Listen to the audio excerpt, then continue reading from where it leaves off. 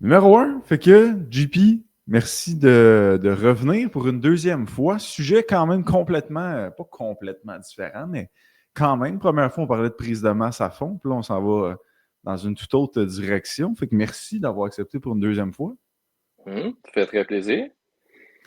Aujourd'hui, je voulais te recevoir pour parler de HRV, HRV pour la version française.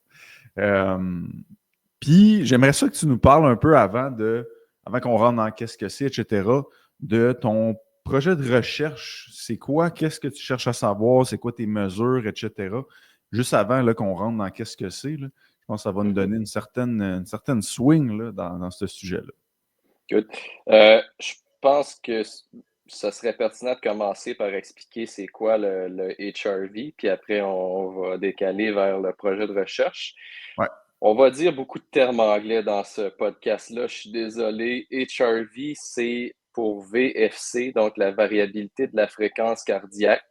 Je vais m'enfarger à chaque fois que je le dis si j'essaie de le dire en français. Donc, on va dire HRV pour Heart Rate Variability dans le podcast.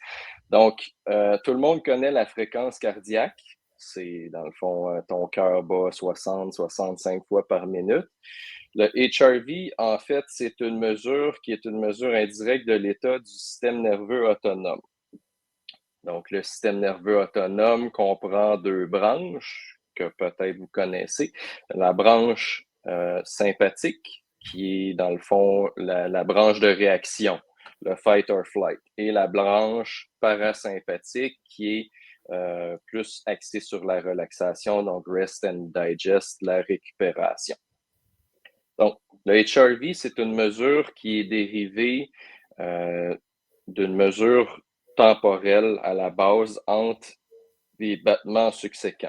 Si on regarde un ECG, là, on regarde les ondes, ça va être un laps de temps en millisecondes qui est entre les ondes. On va simplifier ça comme ça environ. Là où ça devient plus compliqué, c'est que c'est la théorie derrière, parce qu'il y a des domaines temporels, il y a des domaines de fréquence, puis il y a des mesures non linéaires. Fait que les mesures sont pas toutes équivalentes, c'est pas la même base, c'est pas les mêmes chiffres, c'est pas la même chose qu'on évalue. Ça vient vraiment compliqué là, de ce côté-là. Donc, qu'est-ce que ça mesure? C'est ça, comme je disais, l'espace de temps entre les battements subséquents, parce que notre cœur, c'est pas un métronome. Tu sais, s'il bat 60 fois par minute, c'est pas nécessairement un clic, clic, clic. Il va y avoir des petites variations. Donc, à la base, c'est ça. Si la théorie au complet derrière ça vous intéresse, il y a un article qui est une bonne base, qui est très, très, très aride à lire. C'est 2017 ou 2018 de Schaffer and Ginsberg. Ça s'appelle Overview of HRV Metrics and Norms, quelque chose comme ça. Ça a comme 14-15 pages. Tu le lis la première fois, tu as mal à la tête. Tu le lis une deuxième fois, c'est un peu mieux. Puis après 4-5 fois, c'est pas si pire. Bon, bref, je sais pas si au début, pour le qu'est-ce que c'est le HRV, on suit bien avec ça, Hugo. Qu'est-ce que tu en penses? Est-ce que tu as des questions? Ouais, dans le fond, mettons que moi j'ai bien compris, mais Mhm. mettons que j'essaie de me mettre dans la peau d'un auditeur et de reformuler à sa place. Le HRV, dans le fond, c'est hey, entre mes battements, c'est pas tout le temps comme un métronome, comme tu as dit. Là. Fait qu'il y a, Ouais, il y a des variabilités entre mes battements. ouais. Et le HRV, c'est la mesure de cette variabilité-là entre mes battements. Exactement, exactement. Puis, fait que dans le fond, euh, là où c'est plus compliqué, comme je disais, c'est qu'il va y avoir différentes mesures. Il y a des mesures qui peuvent représenter le système sympathique. Il y a des mesures qui peuvent représenter le système parasympathique. Il y a des mesures qui peuvent représenter un peu les deux et il y a des mesures qui sont un peu ambiguës. Fait que pour le podcast d'aujourd'hui, on va pas comme s'éterniser, on va plus y aller avec les mesures un petit peu standards que moi j'ai utilisées dans mon projet, puis que par exemple les appareils portables qu'on pourrait avoir semblent aller dans cette direction-là, d'utiliser là, la même mesure. Donc, le projet maintenant. Moi, qu'est-ce que je voulais faire avec ce projet-là à la base, c'était de trouver des façons de mesurer, de quantifier la récupération. Parce que pour les entraîneurs, les kinésiologues, on a plusieurs choses, tu sais, comme des journaux d'entraînement, des paramètres d'entraînement, des logbooks, des choses qui nous permettent de quantifier la charge de travail. On n'a pas grand-chose qui nous permet de voir, tu sais, je t'ai donné ça comme entraînement, est-ce que tu récupères bien ton entraînement? À part, tu sais, le feedback direct de mon client, puis, tu sais, est-ce que je peux m'y fier à 100%? Fait que je voulais essayer d'avoir un petit peu une mesure objective de récupération, puis aussi peut-être comparer avec d'autres mesures subjectives pour faire le pont. Donc, au début de mon projet, je voulais avoir 2 groupes. Je m'étais inspiré d'une étude existante de 2019 qui avait fait un projet d'entraînement avec résistance. Donc, un programme d'entraînement de muscu, puis 2 groupes, un groupe qui s'entraînait 3 fois par semaine jusqu'à concurrence de 20 sessions d'entraînement, et le deuxième groupe qui c'était à fréquence flexible basée sur leur HRV. Donc, le matin, si leur HRV des participants était en bas d'un certain seuil, ils ne s'entraînaient pas. Et s'il était en haut d'un certain seuil, il s'entraînait. Donc, moi, j'ai gardé cette notion-là. Je voulais ramener l'idée des 2 groupes également. Ça aurait été le mieux. Malheureusement, avec les difficultés de recrutement, je n'ai pas assez eu de participants pour faire 2 groupes. Donc, j'ai fait juste là le groupe expérimental à fréquence variable. La deuxième notion que j'ai rentrée là-dedans, c'est que je voulais avoir un questionnaire standardisé, on va dire, un questionnaire validé. Donc, c'est un questionnaire chiffré sur comment est-ce que tu quantifies ton stress, ton niveau de stress, la qualité de ton sommeil, ton humeur, les courbatures. C'était ça à la base. Ça, je l'avais vu dans une étude quand même assez récente aussi sur des nageurs de quand même haut calibre. Puis, les chercheurs avaient vu une corrélation quand même assez forte pour la plupart des participants entre leur HRV à l'entraînement puis les mesures subjectives. Donc, c'était un peu ça mon idée derrière ça. Et la troisième chose que moi, je voulais faire de différent de la plupart des autres études qui sont en laboratoire, c'est que je voulais faire une étude écologique pour voir si on pouvait appliquer ça sur le terrain, dans le fond, en coaching à distance pour voir est-ce que c'est intéressant pour les gens, est-ce qu'ils adhèrent à cette méthode-là, est-ce qu'il y a des avantages à faire ça, etc. Je ne peux pas donner tous les détails là, des résultats parce que ce n'est pas encore publié. Ça va s'en venir au cours de l'année. Mais c'est sûr que c'est ça. J'ai pas réussi à répondre à toutes mes questions, malheureusement, mais ça donne quand même des pistes pour développer, soit pour d'autres projets de recherche ou en tout cas. Il y a des choses intéressantes à dire là-dessus. Fait que grosso modo, c'est ça mon projet de recherche, c'est que je voulais étudier un peu un outil qu'on pourrait peut-être utiliser pour bonifier nos mesures pour quantifier la récupération. Je ne sais pas si ça... OK. Ouais. Fait que dans le fond, tu as fini avec un seul groupe. Ouais. OK.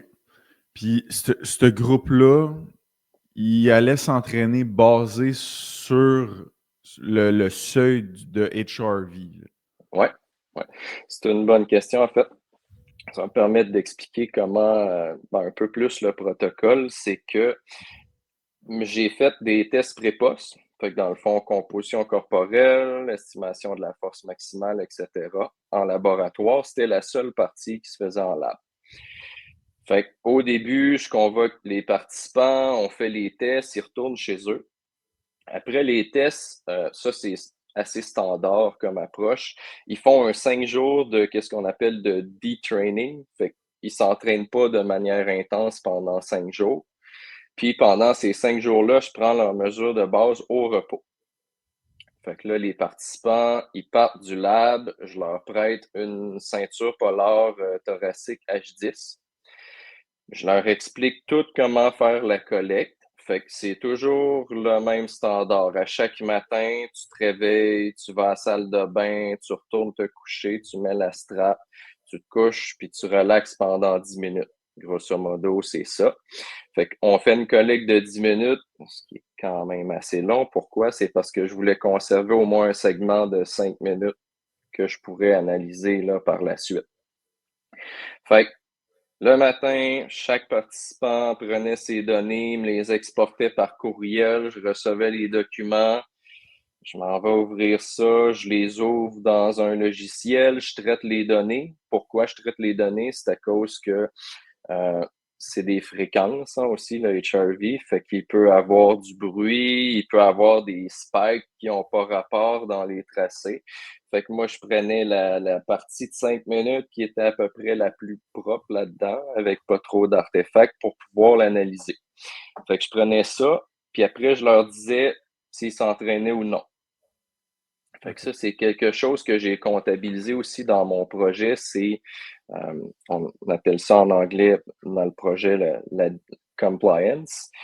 La compliance à mon protocole, c'est aussi est-ce que tu t'entraînais quand je te disais de t'entraîner? Est-ce que tu t'entraînais pas quand je te disais de pas t'entraîner? Est-ce que est-ce que tu étais un peu rebelle puis tu t'entraînais pas quand. Tu comprends? Ouais. Fait que comment ça fonctionnait, ça, c'est inspiré des études antérieures aussi. Je disais tantôt, le 5 jours de detraining, je prenais tes mesures au repos là-dessus. Moi, la mesure, j'en avais plusieurs là, quand j'utilise la ceinture polaire puis l'application que j'utilisais, je les ai à peu près toutes. Mhm. J'aurais pu en analyser plusieurs, mais j'ai garder un standard que qu'est-ce que j'allais utiliser. C'est une mesure du système parasympathique. Ça s'appelle le RMSSD, c'est pour Root Mean Square of Successive Differences. Ça me paraissait être la plus simple à utiliser selon ce que je voyais dans la littérature. Pourquoi? C'est utilisé par certains appareils portables déjà, mais là n'est pas la question. C'est qu'on le sait que ça, c'est une mesure du système parasympathique et c'est tout. Dans le fond, c'est une mesure du système vagal. Fait que si ça descend, ça veut dire que ton système parasympathique est en diminution, donc probablement une augmentation de ton niveau de stress. Puis si ça augmente, ben, c'est assez up and down. Par contre, faut aussi standardiser quand on fait un protocole comme ça pour différentes conditions de santé, différents médicaments. Ça nous amène beaucoup de restrictions puis de critères d'exclusion qu'on veut contrôler parce que sinon, ça pourrait affecter mes données. Par exemple, il y a certaines conditions de santé qui feraient que la mesure du parasympathique, elle pourrait être super élevée, mais que c'est pas normal. Fait que c'est ça. Dans mes participants, il fallait que j'exclue différentes choses. J'ai fait à peu près une vingtaine d'entrevues, puis j'ai 8 personnes qui ont terminé le projet. Quand même, Ouais. quand même ça. Donc, une fois que j'avais mes 5 journées au repos, le protocole, c'est que je calcule la moyenne des 5 journées, puis je calcule l'écart type. Donc, une standard deviation. Et puis, dans le fond, la moyenne des 5 jours, j'appelle ça mon baseline. Et l'écart type, ça me permet de calculer mon plancher. Fait que, mettons, je sais pas, on va mettre un chiffre facile, là. Mettons que c'est 50, ma moyenne, puis que Ouais. l'écart type, c'est 10, ça veut dire que mon plancher, c'est 40. Mhm. Fait que ce matin-là, si mon client il était à 39 de HRV, il ne s'entraînait pas. Je comprends. Mais s'il était en 40,01, puis n'importe quel chiffre, il s'entraînait. Fait que ça a donné lieu à différents scénarios. Ça a fait en sorte que j'ai eu des participants qui s'entraînaient vraiment pas souvent en fonction de leur OK. mesure, puis des OK. participants qui s'entraînaient presque tout le temps, genre 6 jours semaine, puis qui me disaient tabarnouche, je suis encore raqué, mais il faut que je m'entraîne encore. Fait que c'est ça, c'est un petit peu ça le protocole. Très cool. Fait que ton seuil, c'était pas genre, hey, dans la littérature, on sait qu'un bon HRV, c'est 80, mettons. Fait que si les personnes en bas de ça s'entraînaient pas, c'était vraiment propre à chacun, là, mesuré sur 5 jours, tu as la moyenne, tu as les corps types, là, comme tu dis, Mm. chiffre exemple de 10, tu trouves le plancher, puis si tu es en bas de ça. Très Exact, cool, très cool. Puis c'est une exactement. étude euh, un peu plus terrain, Mm. donc tu as une meilleure validité externe à la fin de ça. Ouais. Ouais. C'est sûr qu'il y a des limites, il y a des lacunes à cause les limites et les lacunes viennent du design, mais les choses qui m'intéressent viennent aussi du design. Fait que Ouais. chaque protocole a ses forces, ses faiblesses. Pourquoi je vise pas un certain seuil, mettons, un bon HRV serait 80, je dis n'importe quoi, là, 80, ça n'a pas rapport. C'est que la première des choses, il existe des chiffres, approximations connues qui nous indiquent peut-être un bon état de santé ou peut-être une santé compromise, mais on ne veut pas s'embarquer là-dedans parce que la première des choses, c'est que ces mesures standards-là, du moins celles que je connais, c'est basé sur un autre domaine temporel qui s'appelle la SDNN, qui est comme une mesure de l'équilibre du système nerveux. Et puis, les mesures standardisées, c'est des mesures à l'ECG. Fait que déjà là, si on change d'outil, Mm. si je m'en vais prendre une autre mesure avec euh, un appareil portable ou j'utilise une Oura Ring puis j'extrais les données de la Oura Ring qui passent dans un algorithme, je peux pas utiliser ça. Fait que ça, c'est la première des choses. Puis aussi, ce que je dirais, c'est que je ne donnerai pas ces chiffres-là aujourd'hui parce que ça peut avoir un effet nocebo, puis je pense que ça sert à rien. C'est comme donner un body fat standard. Si je prends, par exemple, mon propre HRV, je le sais qu'il est bas. Puis, ça va avec comment que je suis, puis, mon tempérament. Je pourrais l'augmenter. Il y a des façons de l'augmenter. Des fois, il est plus haut, des fois, il est plus bas. J'ai eu des participants qui avaient un HRV excellent, là. Fait que, c'est ça. Ça varie tellement aussi. Fait que le meilleur moyen, mettons, en tant qu'individu, moi j'ai une Whoop, là. Mm-hmm. Puis mettons, j'ai des clients qui ont des Whoop, là, puis il y a une Whoop. Le meilleur moyen de l'utiliser, ce serait un peu de recréer un peu qu'est-ce que tu as dit au début, de comme, hey, 5 jours, je regarde, ça ressemble à quoi? Je peux voir un peu les corps types.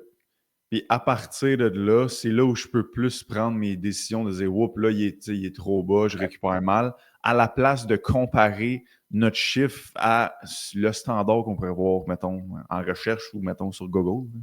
Ouais, exact. Je connais pas l'application Whoop, par exemple.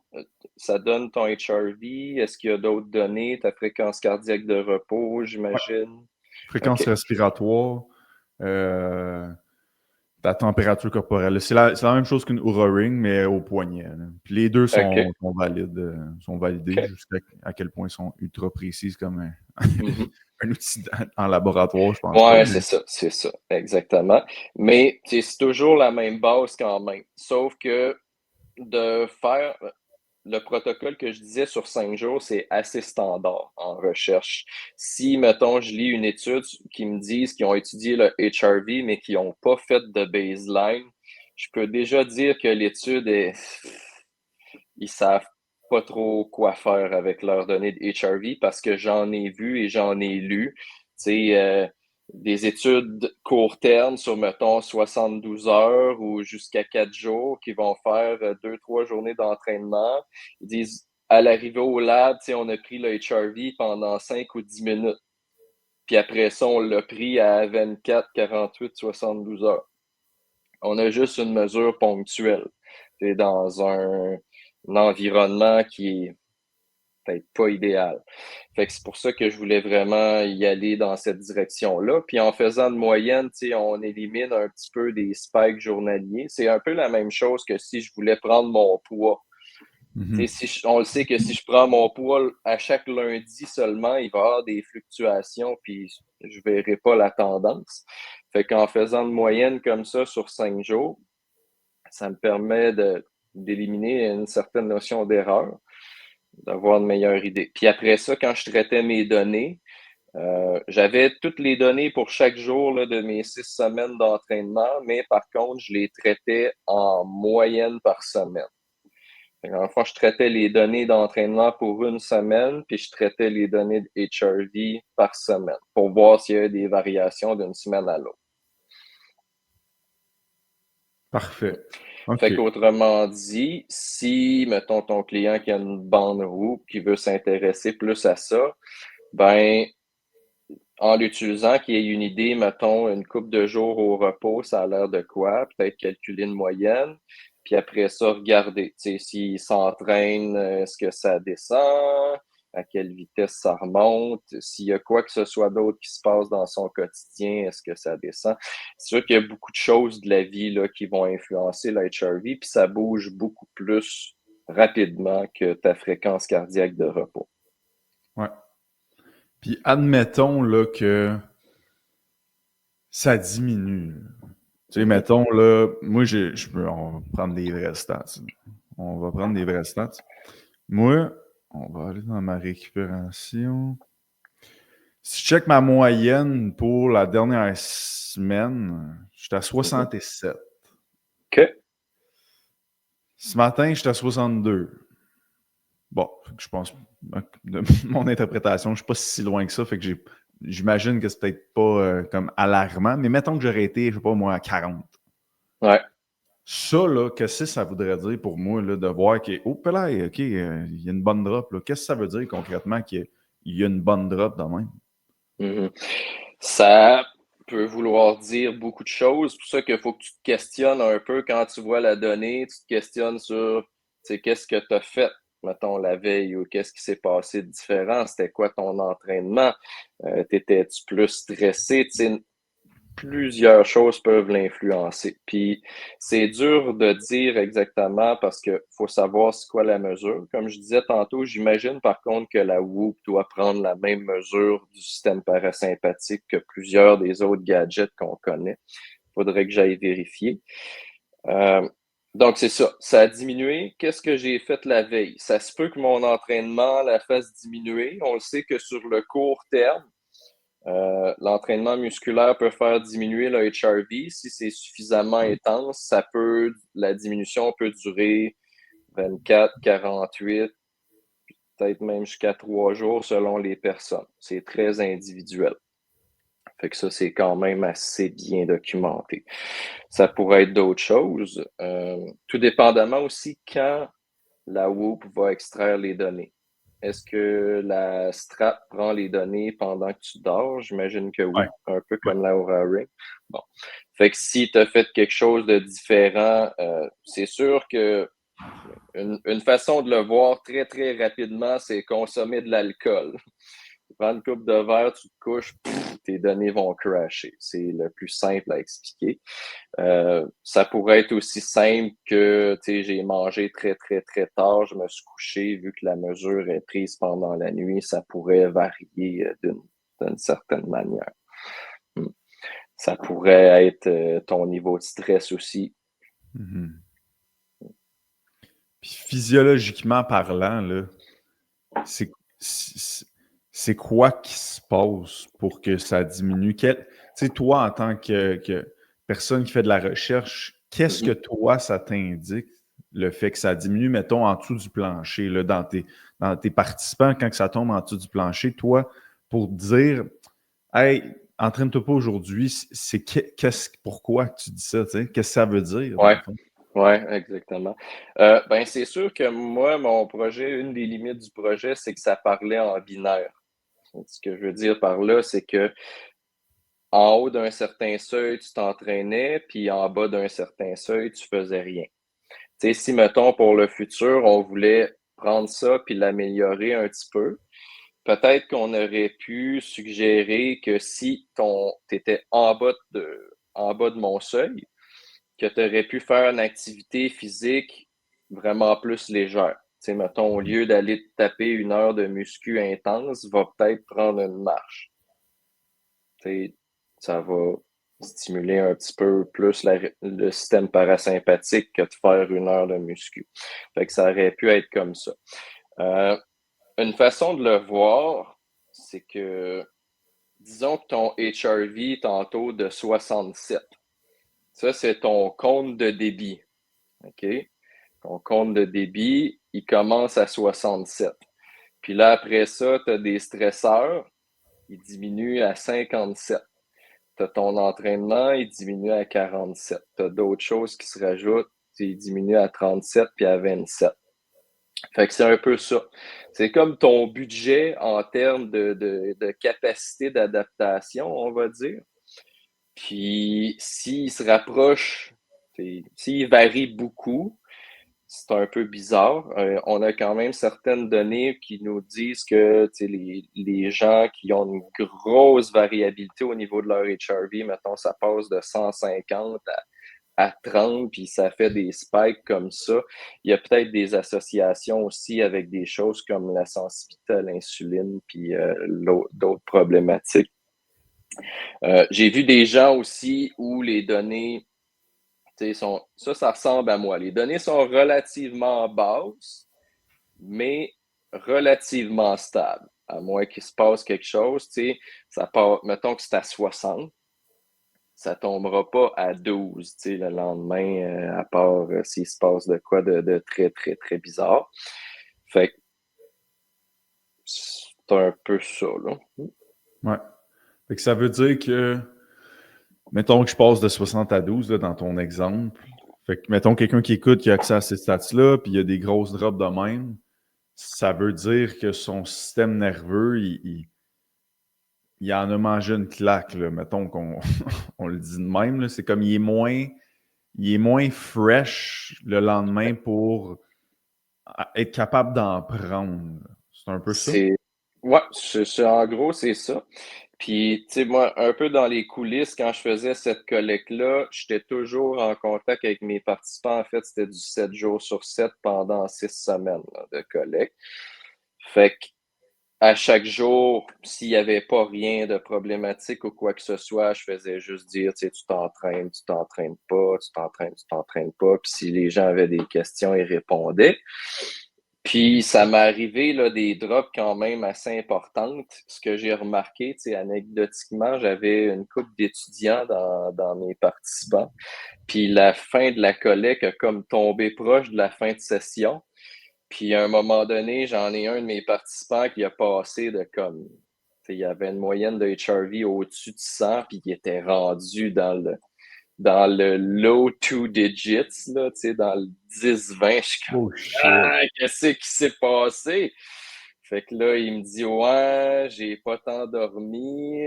Dernière minute hier soir, j'ai un travail à remettre demain matin, travail d'équipe. Je me suis rendu compte que mon partner, il a rien fait pendant tout. Fait que, tu sais, on Ouais. le voit, gros spike de stress à ce moment-là. Fait que je pense pas que l'entraînement aurait pu occasionner des gros spikes de stress à ce point-là. Là. Sinon, il y a un problème. Mais tu sais, c'est quand même intéressant de voir puis d'associer de manière subjective là, avec des éléments du quotidien, tu sais, qu'est-ce qui s'est passé. C'est sûr qu'on standardise pour certaines choses parce que, tu sais, par exemple, je disais tantôt, consommation d'alcool, ça va toujours flouer les données. Fait que si, tu sais, finalement, tu me le dis pas, mais tu bois 3-4 verres à chaque soir, ben, tes données, ils vont être très, très, très basses.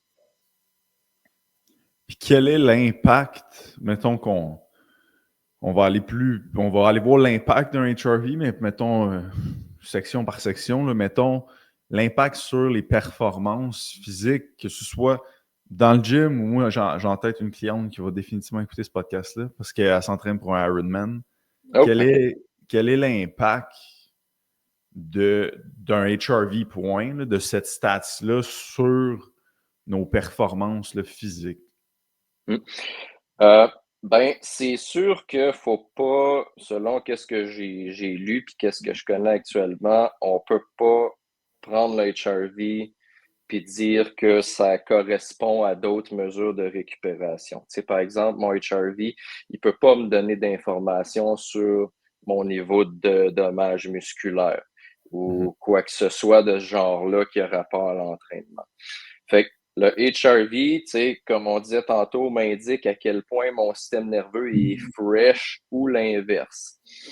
Une étude intéressante que j'avais vue, c'était, il avait observé des athlètes de CrossFit de quand même haut niveau, puis il avait pris leur HRV sur plusieurs semaines, puis il avait fait des associations avec je me rappelle plus du questionnaire qu'il avait utilisé, mais c'est lié à l'apparition de douleurs ou au risque de blessure, mis en parallèle avec leur moyenne de charge de travail.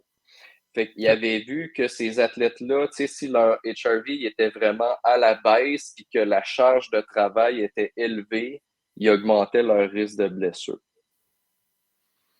Il extrapole pas là-dessus, mais on pourrait penser que peut-être une diminution de ta vigilance ou l'accumulation de fatigue puis la sous-récupération, le mauvais sommeil, on le sait que c'est une des principales choses qui augmente ton risque de blessure à l'entraînement. Si t'es Mhm. pas fresh puis tu t'en vas te claquer un entraînement intense. Fait que j'ai perdu la question de départ, je pense.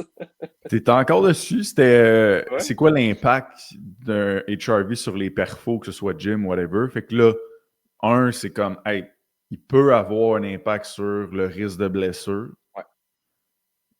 Y a-tu autre chose? J'imagine ta Si capacité de performer.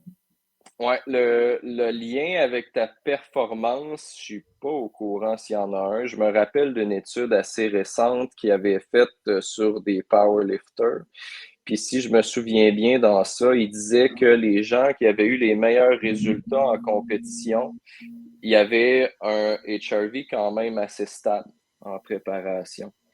Fait que c'est pas des grosses drops, puis ça probablement que leur système nerveux récupérait bien de la préparation, fait qu'ils arrivaient en compétition, puis ils étaient quand même pas pires. Ça peut peut-être faire un parallèle avec l'Ironman, même si c'est pas la même chose, là. Ouais. Mais fait que dans le fond, c'est un outil. Tu peux pas prendre cette mesure-là puis dire c'est ça mon état de récupération, ça représente mes courbatures, mon dommage musculaire. Ça représente pas tout. Fait que je pense que comment l'utiliser à la base, c'est de s'intéresser à, mais de prendre d'autres formes d'informations aussi, là. Ouais. Fait que la stabilité, tu l'as dit plus tôt, mais là, tu le ramènes encore. Fait que la Mm. stabilité de ta mesure est en soi un bon indicateur aussi. A quand même une certaine importance, ouais. Ouais. OK, intéressant. Ça, on entend moins souvent ça. Quand on Mm. entend parler des Charlie, c'est souvent C'est ça. le target d'avoir en haut de 100, là. C'est souvent Ouais, ça qu'on c'est ça. Ça, entend. c'est un chiffre fatidique que je voulais pas donner parce que, juste pour revenir vite, vite, je l'expliquais tantôt. Si le target de 100, c'est une donnée chiffrée, mais si on ne sait pas c'est quoi qu'on mesure, ça veut rien dire. Mhm. Le target 100, ça, c'est la SDNN mesurée avec un ECG.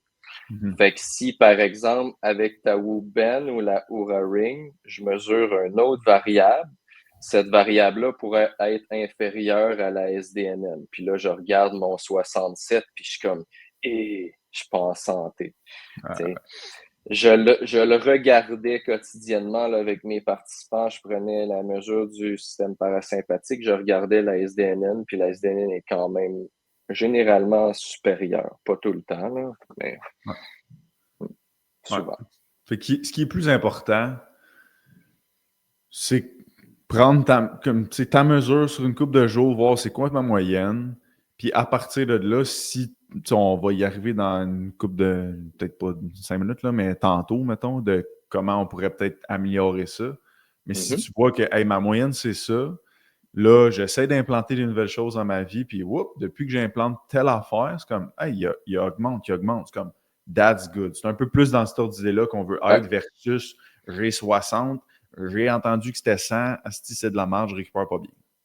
c'est ça, exact. Tu regarde ta moyenne, puis regarde après ça toutes les autres journées que tu vas le prendre. Puis si, mettons, tu tiens un journal ou quoi que ce soit, oui, tu as tel chiffre, mais comment tu te sens? Si tu t'as donné la plus haute, ça va-tu bien? T'es-tu en forme ou tu te sens comme de la merde? De faire un parallèle un peu puis de voir le trend. Aussi, je pense que je divague un peu, là, mais dans la littérature, ça avait été documenté au début des années 2000 qu'il y avait peut-être deux profils. C'est-à-dire que les gens, soit il y avait un profil où leur HRV, en fonction du stress, diminue. C'est une augmentation de l'activation sympathique. Fait que le parasympathique diminue jusqu'à être dans le fond.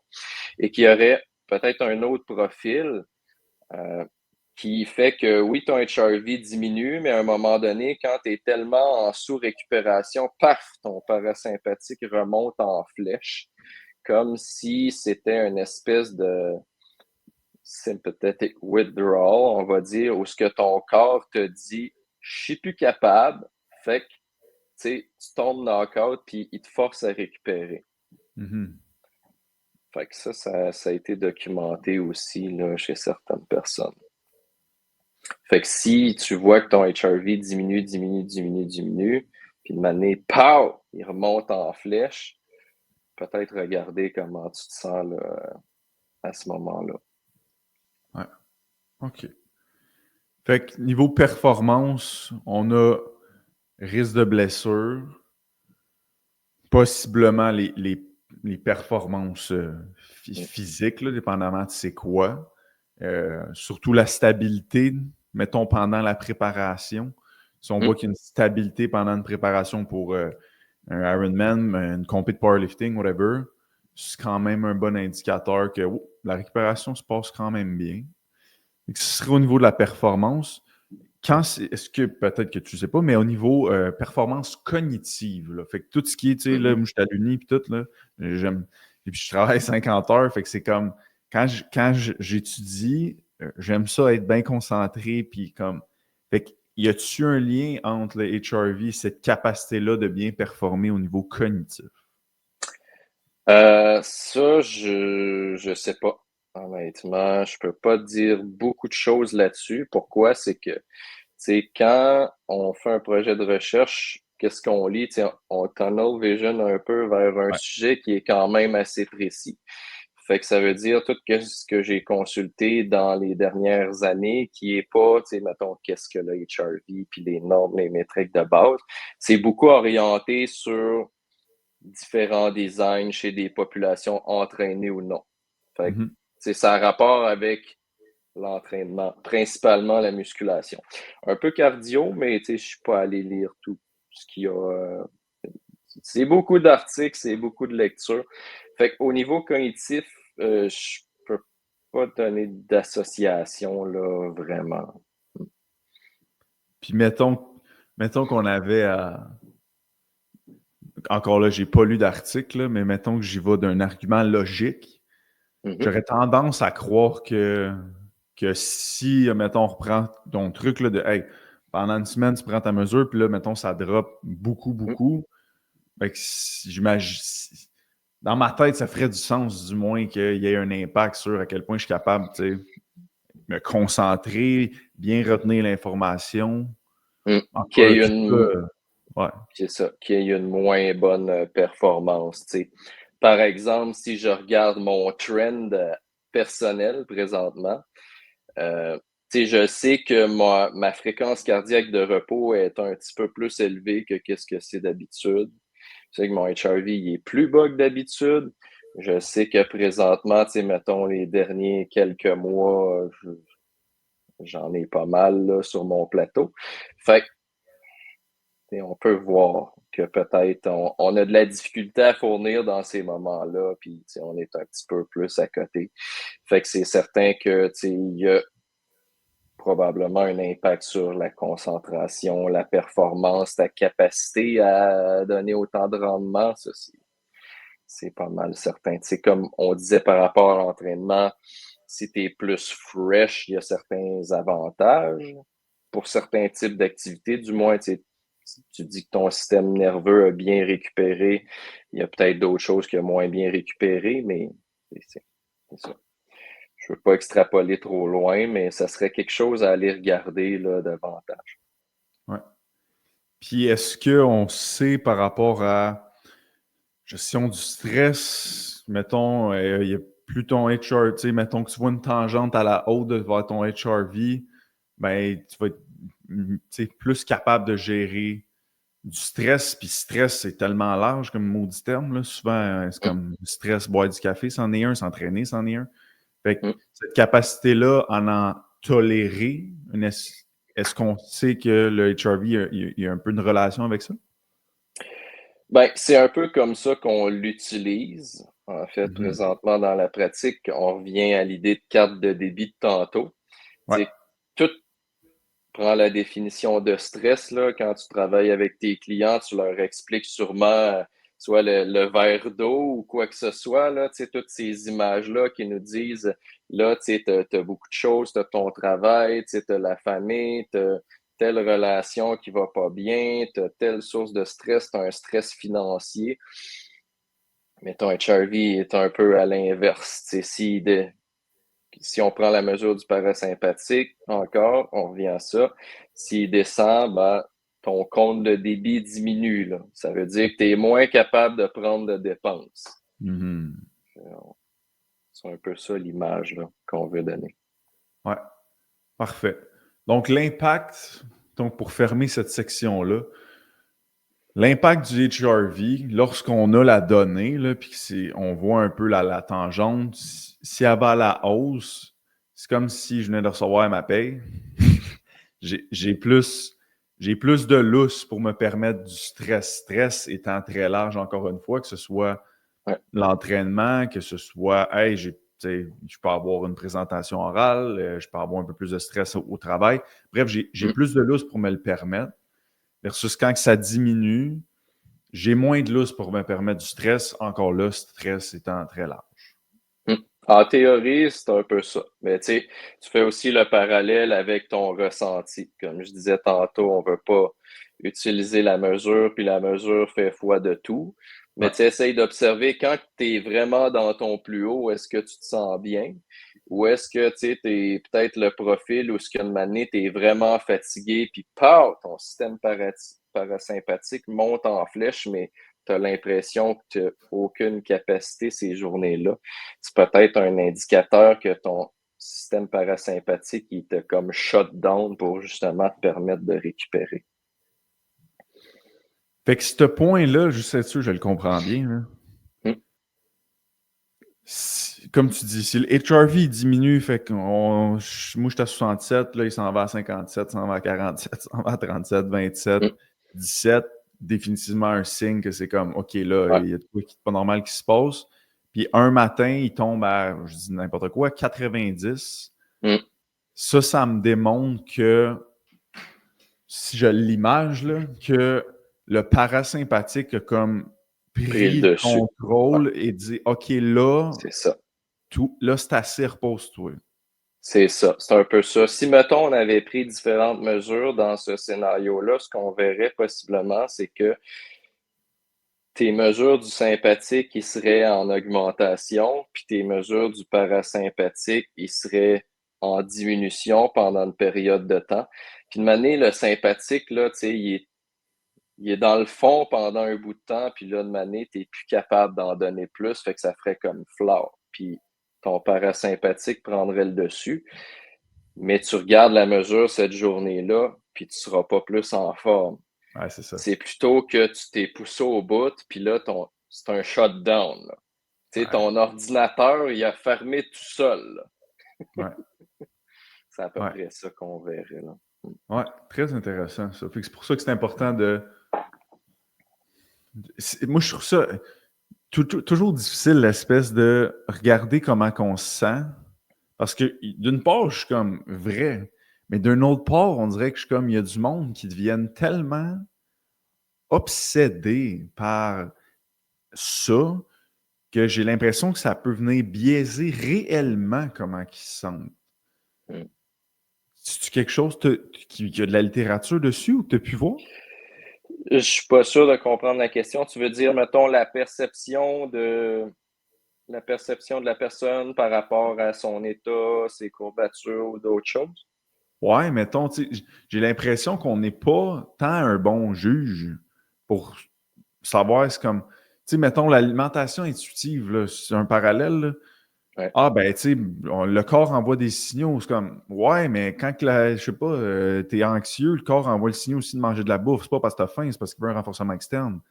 Fait que c'est Ouais. comme, à quel point tu peux départager réellement, tu sais, comment tu te sens par rapport à la bouffe. Fait que, par rapport à la récupération, tu sais, est-ce qu'il n'y a pas certains biais de dire, ah, je me sens bien, ou à l'inverse, je me sens pas bien, mais finalement, si on regarde toutes les stats, c'est comme, t'es supposé te sentir bien. Fait que si la personne se sent pas bien, tu sais, je sais pas si tu comprends ce que je veux dire, c'est comme Ouais. les stats, Ouais. ça n'a pas rapport ou c'est juste la perception de la personne? On va extrapoler un peu, là, mais de ce que je comprends de la question, tu sais, si, mettons, toutes les données seraient bonnes, la personne n'est pas nécessairement courbaturée ou, tu sais, en théorie, elle serait capable de s'entraîner, mais, tu sais, elle n'est pas motivée, elle est un peu apathique, puis, Ouais, tu sais, ça peut arriver. Tu sais, c'est tellement multifactoriel aussi, tu sais, l'aspect, ton humeur, c'est ça. le baseline de ton humeur peut être très variable, puis ça dépend de, tu sais, en général, comment tu te sens dans ta vie, on va dire. Ton état de satisfaction par rapport à différentes choses. Tu Ouais, sais, ah, tout va bien, je suis capable de gérer du stress, je vais aller m'entraîner, ça me tente. Ou ben non, tu sais, mes données étaient bonnes, j'ai eu une journée de merde, la job, ça m'a drainé, puis j'irai pas. ouais, Tu sais, ça pourrait être une combinaison de tellement de choses, là. Tu sais, on est des êtres humains, là, on n'est pas juste un légume. Fait que il y a l'aspect émotionnel, il y a toutes sortes de choses là, qui vont influencer nos décisions aussi. ouais. OK. Fait que c'est ça. C'est pour ça qu'il faut vraiment que tu sois capable de départager les stats, comment tu te sens, interpréter les stats, interpréter comment tu te sens, qu'est-ce que tu vis. Il faut que tu sois Mm. capable un peu agir comme une troisième, tu sais, sortir là, puis regarder ça objectivement là, pour Ouais. avoir la best vue, mettons, de la situation. Ouais. Ben, une des façons que je le vois, moi, après avoir fait ce projet-là, puis si mettons, je m'intéresse au HRV, c'est de garder un esprit un petit peu plus flexible, on va dire, dans ta façon de t'entraîner puis ta façon de bouger. C'est que, mettons, présentement, je me fixe l'objectif d'aller toujours 3 fois par semaine au gym. Je vais Mhm. avoir un petit peu de latitude quand même. J'ai une journée où si je me sens vraiment pas bien, je pourrais faire de quoi de plus léger, puis je vais prendre, mettons, mes 2 jours de récupération, puis je vais y aller après. Ça pourrait être une possibilité. Et d'essayer de tenir compte un peu de tous les autres stresseurs que tu as à ce moment-là pour décider de la forme d'activité que tu vas faire. Ça ne veut pas dire faire absolument rien. Ça peut être quelque chose, mais il y a beaucoup d'activités qui sont à dominance plus parasympathique que d'aller courir 42 km ou faire un training de powerlifting d'1 heure et demie. Fait que c'est un peu comme ça que je le vois à la lumière de tout ça. Ouais. Tu me fais une belle pause sur la palette. Point de vue activité physique, là, ça, c'est une de mes questions. Tu sais, sachant que, mettons que le HRV diminue en dessous du baseline, plus, en dessous du plancher, puis là, c'est comme, OK, là, j'aurais besoin d'un peu plus de récupérer, mais pas de là à juste rester assis sur mon sofa. Est-ce qu'il y a des activités physiques qu'on peut dire, hey, ça, c'est beaucoup plus taxant sur le système nerveux, versus il y a des activités physiques qu'on se dit, hey, ça va avoir, tu sais, c'est un peu mieux, mettons, dans le cas où tu aurais besoin de récupérer, mais que tu ne veux pas absolument rien faire. Ben, de base, c'est sûr qu'il faut qu'on considère l'intensité puis le volume. Tu sais, si je compare la muscu à de la marche qui est très, très, très sous-maximale, ben la marche, ça va pas créer de besoin de récupération en soi, en général, là, si je suis quelqu'un d'entraîné. Ça sera pas très difficile. Tu sais, je peux aller prendre l'air dehors, ça va être pas mal plus relaxant que si j'allais faire mon entraînement de CrossFit. Fait que ça pourrait, c'est quand même assez individuel aussi. Tu sais, la Ouais. personne, ça peut peut-être être le yoga qu'elle aime, puis c'est une forme de yoga pas trop intense, puis ça, c'est relaxant. Tu sais, ça peut être, tu sais, quand mon système parasympathique est plus bas, je fais de la méditation, tu sais, you name it. N'importe quelle activité, même si c'est pas de l'entraînement, qui pourrait te permettre de relaxer, puis après ça, de réévaluer son impact pour toi sur tes mesures. Tu sais, est-ce que ça a vraiment un effet? Puis après ça, d'essayer de faire tes propres associations. Fait que l'intensité, le volume, quand ton système parasympathique est plus bas, ben, puis que tu veux maintenir ou progresser, ben, clairement, tu diminues ton volume. Tu vas probablement pas t'entraîner 6 jours par semaine parce que tu te donnes pas de chance. Fait que, tu sais, ajuster ta charge de travail en conséquence. Y a-tu une. Encore là, ça dépend définitivement de l'intensité et du volume, mais mettons un workout de musculation avec des poids libres, whatever, là, de la charge, là, Mhm. versus tout ce qui est plus aérobique, donc mettons de la course, là. Est-ce qu'il y a une. Mettons que je me sens. Que je vois que mon HRV est plus bas, puis je me dis, hey, je vais aller courir à la place, encore là, pas un 42 km, là, mais mettons un 20 minutes, un pace où je reste dans une zone 2, zone 3, versus aller au gym. On parle-tu de hey, c'est pas mal la même histoire qui est arrivée sur le système nerveux ou niveau aérobique, c'est peut-être un peu moins taxant? Euh, Ça dépend. C'est sûr que je connais moins l'ensemble des études sur, mettons, la course ou les activités aérobiques. Puis je pense qu'il y a une composante individuelle aussi. Tu sais, si je prends moi qui est plus habitué à faire de la musculation que, mettons, courir sur une longue distance, sûrement que courir une certaine distance avec une intensité modérée, mettons en zone 2, ça va me taxer quand même pas mal. Puis Ouais. vu que c'est une activité moins habituelle, je vais être raqué de ça. Fait que, tu sais, il faut tenir compte aussi des antécédents de la personne. Euh, Fait que c'est ça. Je pense que les deux vont faire varier la mesure de toute façon. Tu sais, autant le cardio que l'entraînement de muscu. Ça dépend de la durée, ça dépend de l'intensité. Puis le temps de récupération, tu sais, à moins de tester avec la personne, comme je disais tantôt dans les études pour la musculation, c'est hautement individuel. Il y en a qu'on va leur donner une charge de travail puis qu'en dedans de 24 heures, c'est de retour à la normalité, puis il y en a d'autres qui ça prend plus longtemps. Puis ça, c'est quand même assez logique si on considère que la récupération de tout le monde en général, c'est des courbatures, du volume, c'est pas mal individuel. Mhm. OK.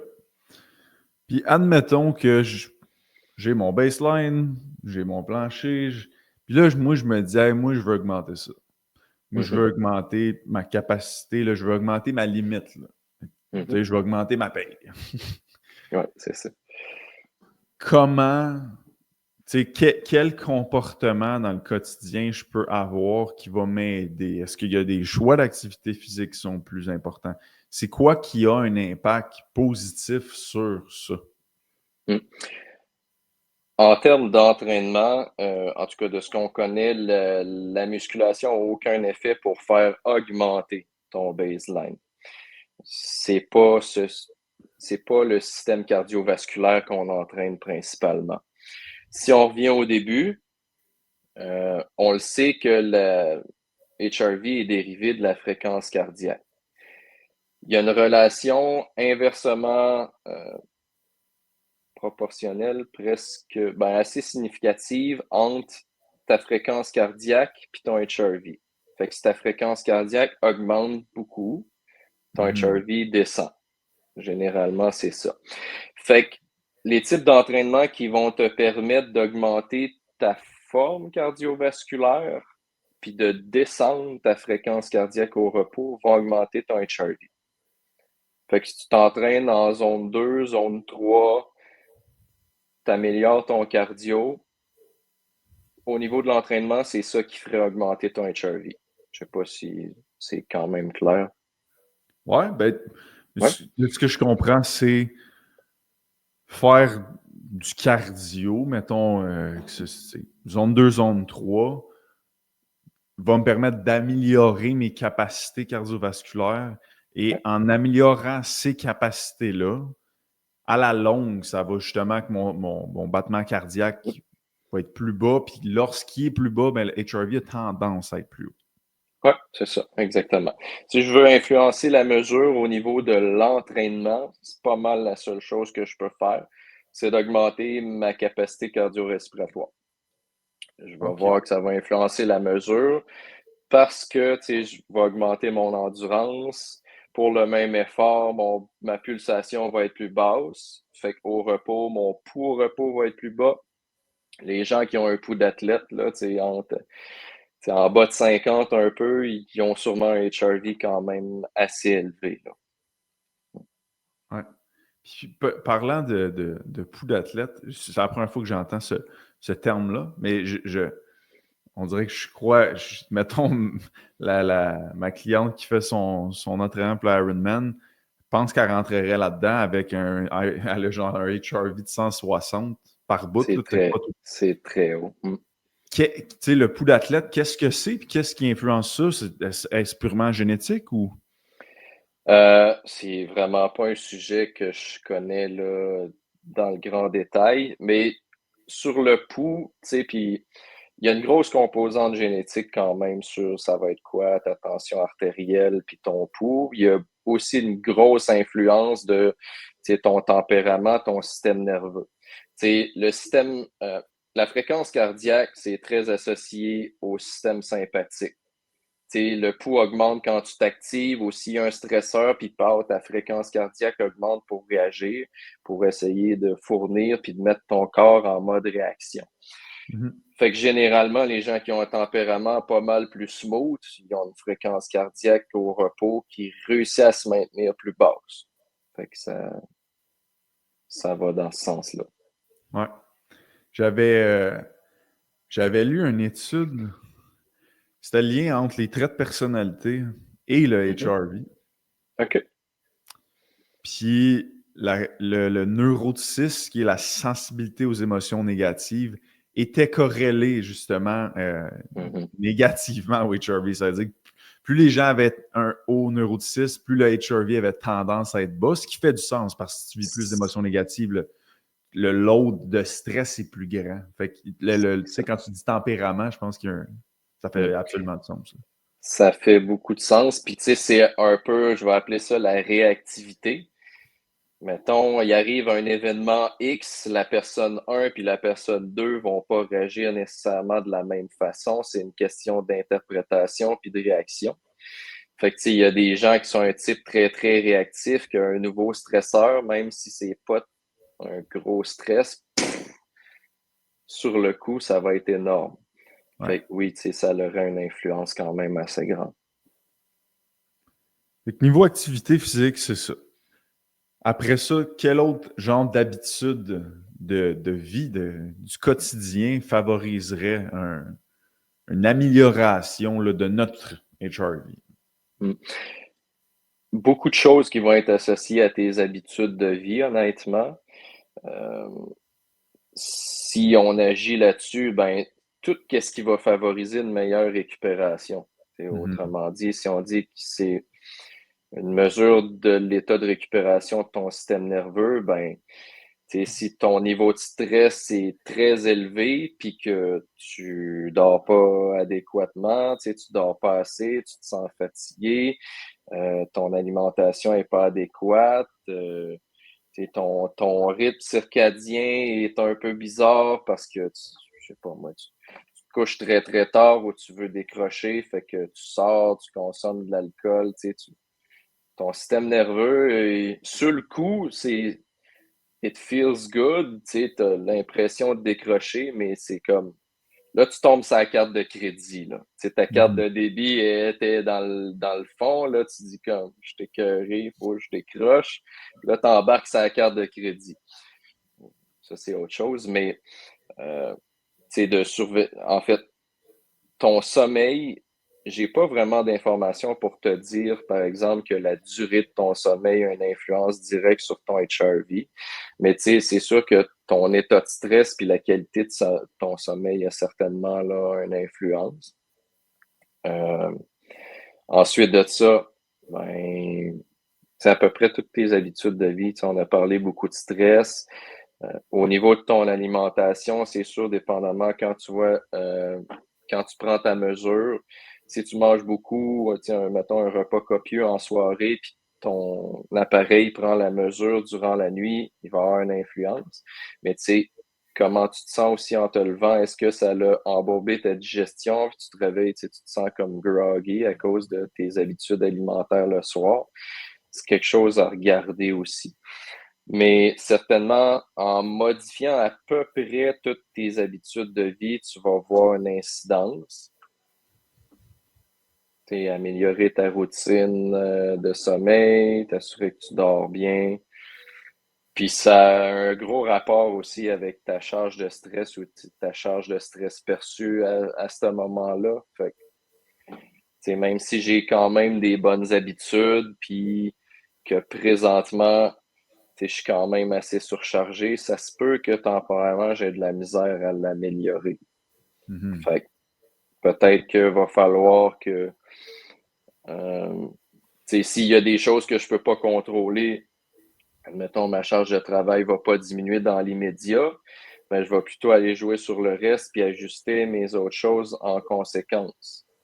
En fonction de ma capacité. Comme tu disais tantôt, si tu es étudiant, tu travailles 50 heures semaine, ben, à un moment donné, tu pourras peut-être pas t'entraîner 6 jours semaine. Ouais. Parce que ta carte de débit, elle va commencer à être basse. Ouais. Fait que le sommeil joue un rôle quand même important. Pas nécessairement dans la durée, évidemment, si tu dors 3 heures, si on est bien qu'on se comprend. Mais j'imagine dans la qualité. Tu sais, si tu as dormi 8 heures, mais tu as 20 minutes de profond sur 8 heures, j'imagine que ça a un lien quand même avec. Surtout si ta mesure du HRV est prise pendant ce temps-là. Mettons pendant la nuit. C'est ça. Il va certainement avoir une influence. J'ai pas vu de choses qui regardaient, mettons, les phases du sommeil puis le niveau de HRV. Ça doit exister. Sans doute qu'il y a quelque chose qui existe là-dessus. Mais c'est sûr que, tu sais, at large, on va peut-être dans l'anecdotique avoir de la difficulté à évaluer l'impact des choses individuellement sur notre HRV. Mais c'est sûr que on veut mettre quand même toutes les chances de notre bord pour bien récupérer puis essayer de voir l'impact que ça a là-dessus. Mm-hmm. Fait que un bon sommeil, améliorer sa capacité cardiovasculaire, bonnes habitudes alimentaires, des aliments qu'on digère, parce que j'imagine que si tu manges à 8 heures de quoi que tu ne digères pas pantoute, puis là, c'est comme moi, réaction inflammatoire, tu te sens bloqué, là, la digestion travaille pendant que tu dors, le battement cardiaque va être plus haut, fait que ça va impacter un peu. Gestion du stress, fait que gestion des émotions négatives, la gestion de notre propre vie, là, fait que c'est comme si on est insatisfait de notre travail puis de notre sphère professionnelle, puis on reste là-dedans, ben c'est sûr que tout ce qui est insatisfaction veut dire un peu d'émotions négatives. Ça veut dire que si sur 10, je suis satisfait à 2 sur ma sphère professionnelle, il y a des mots de bonne chance que ça l'affecte. Là. Fait que ça serait comme un peu tout ça. C'est ça. un ramassis complexe de beaucoup de choses qu'on va avoir de la difficulté, tu sais, à pointer une affaire qui a vraiment, sauf si c'est un stress ponctuel très important. Tu sais, quand j'ai donné tantôt l'exemple de mon collègue à l'université n'a pas fait sa partie de la job puis c'est à remettre demain matin, tu sais, peut-être que c'est un gros stress soudainement, là. Ouais. Puis, quelles seraient les erreurs à éviter, mettons, qu'on sait que c'est comme... Là, tu t'en as nommé un de plusieurs fois depuis le début, tu sais, l'alcool. Mettons qu'on est dans une optique d'améliorer ça, notre récupération, d'améliorer à quel point le parasympathique prend une certaine place. Mhm. Quelles seraient les erreurs à éviter, mettons, pour que ça arrive? Euh, Quand même beaucoup dans ton environnement aussi. Tu sais, puis c'est pas clair, qu'est-ce que je veux dire. Dans ton environnement, tu sais, on a parlé de ta satisfaction. Euh, le côté, tu sais, émotionnel, relationnel aussi. Tu sais, si Mhm. t'es dans une relation de couple qui est toxique, puis t'es toujours sous le stress, ben, ça va vraiment te nuire de ce côté-là. Tu sais, si t'es dans un travail que ça fonctionne vraiment pas, ben, en tout cas, durant cette période-là, ça va être plus dur. Ça va avoir des influences. C'est juste parce que ta perception du stress va augmenter pour une même chose. Comme on disait tantôt, pas tout le monde a la même réaction au même stresseur. Mais si pour toi, ça, c'est la goutte qui fait déborder le vase, ta charge de stress est augmentée, puis ça va vraiment te nuire. Fait que vraiment, ça revient souvent à ça, là, mais d'avoir une vie qui nous ressemble, puis une Hum, vie qu'on aime, ce qui n'est pas sans défi, c'est pas ça que ça veut dire. C'est comme si les défis sont liés à des buts, des objectifs qui nous font triper, c'est là où hum, ils valent la peine d'être vécus. Puis c'est pas que c'est moins grave, mais on trouve ça moins lourd vivre ces émotions négatives-là versus quand on vit des émotions négatives pour des affaires que c'est comme ça ne me tente pas, whatever. Fait que l'espèce de avoir des bonnes habitudes de vie, améliorer sa capacité cardiovasculaire, puis développer la vie qu'on veut vivre ici, puis qui nous hum, permet de se sentir vivant, d'avoir un sens à notre vie, ça serait comme un peu le hum. melting pot là, pour maximiser une C'est ça. amélioration d'un HRV. C'est ça. Puis, tu sais, même, on veut pas extrapoler trop parce que, tu sais, si je fais des choses pour justement aller dans la direction de mes objectifs, puis ça me sort un peu de ma zone de confort, mon HIV, il va descendre là, Ouais. temporairement. Fait que si je veux pas baser mes décisions là-dessus puis me dire, tu sais, je peux pas faire ça parce que mon HIV est bas. Il va remonter, tu sais, normalement, si mon système nerveux, il s'adapte.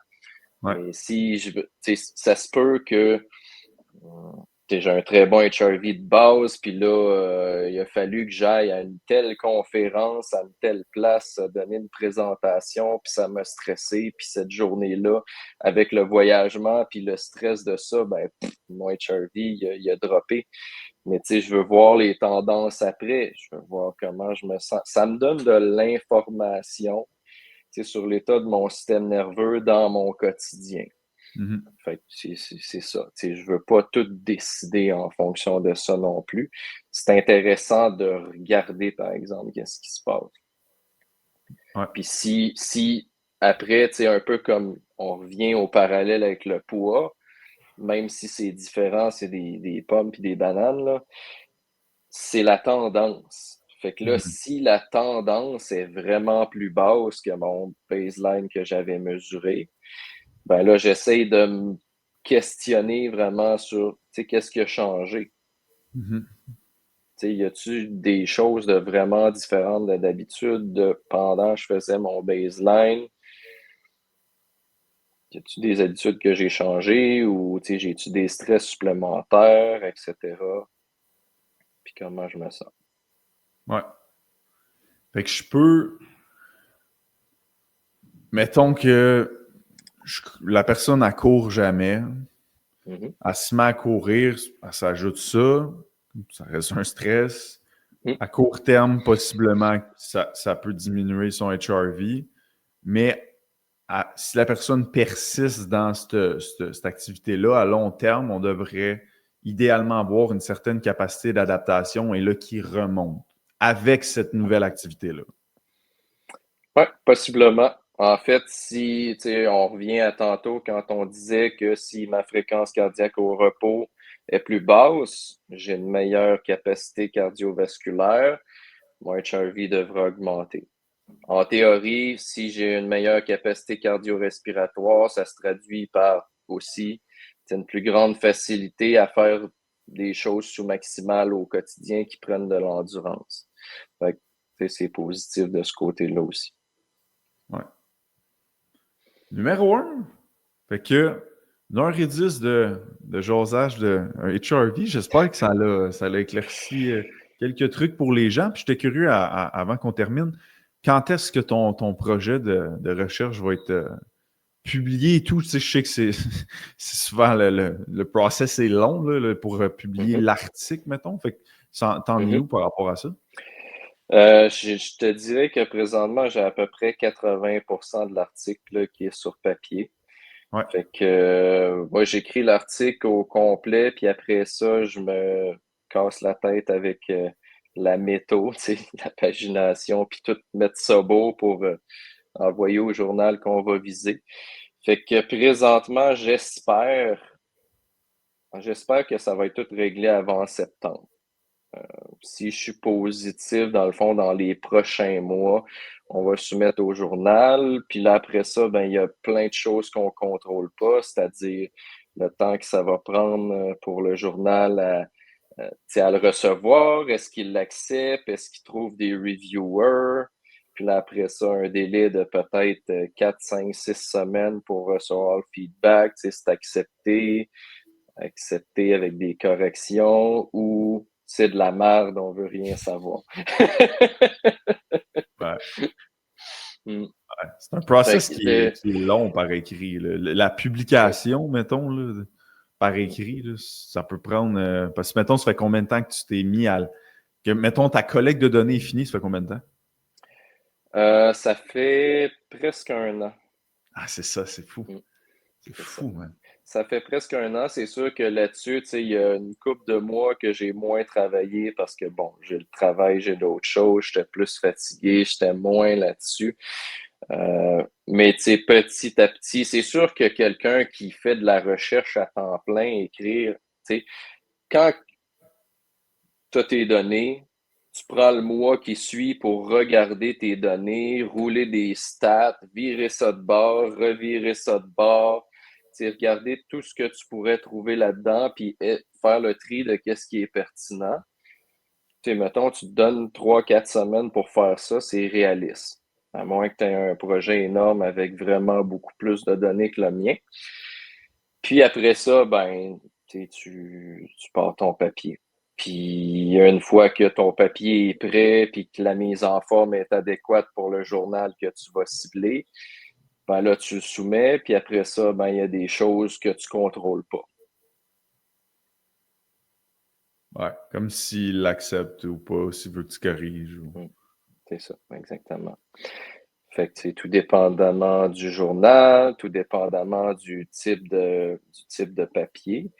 Là, comme c'est quelque chose d'expérimental, ça peut être plus intéressant. C'est pas juste une revue de littérature ou quoi que ce soit.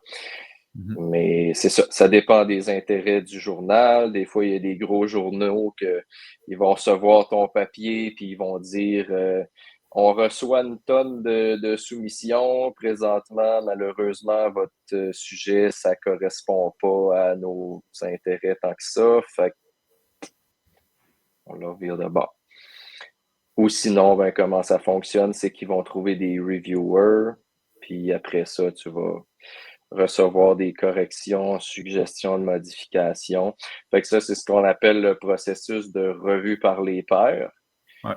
Ce qui nous certifie que, dans le fond, il y a d'autres personnes qui travaillent dans un domaine similaire qui ont vérifié que tu disais pas n'importe quoi. Ouais.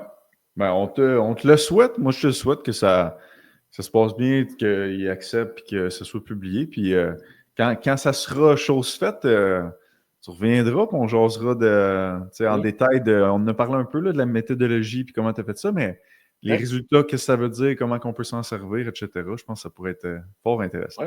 Ouais. On essaie de viser possiblement un journal qui est open source, là. Sinon, c'est un peu plus plate parce que les gens doivent payer pour avoir accès à l'article. Ouais. Puis l'affaire avec l'open source, c'est que dans plusieurs gros journaux, des fois, il faut que tu payes un bon montant là, pour vouloir publier un article open access. Fait que c'est ça. Il y a des questions budgétaires à un moment donné pour publier. Ça fait en sorte que, juste pour être clair, tu n'achètes pas le droit de publier n'importe quoi, mais tu payes un droit pour que le journal ne vende pas ton article et que n'importe qui puisse y avoir accès librement. Ouais. Super, ben merci JP pour cette discussion. Fort intéressant. Ça fait pour plaisir. que les gens puissent te suivre dans ton quotidien, plus d'informations, podcasts, quoi que ce soit, c'est où qu'ils peuvent faire ça? Oui, je suis moins actif récemment sur les réseaux, mais JP Morin, kinésiologue sur Instagram et Facebook. Ouais. Puis j'ai démarré aussi l'année passée mon podcast que j'espère revenir à mettre beaucoup plus de temps dessus plus tard en 2025, qui s'appelle L'érudit de la fonte, qui est sur Spotify. J'ai pas beaucoup d'épisodes encore, mais ça va venir. Quand on a beaucoup de projets, des fois c'est dur de progresser à la même vitesse dans tout ce qu'on fait.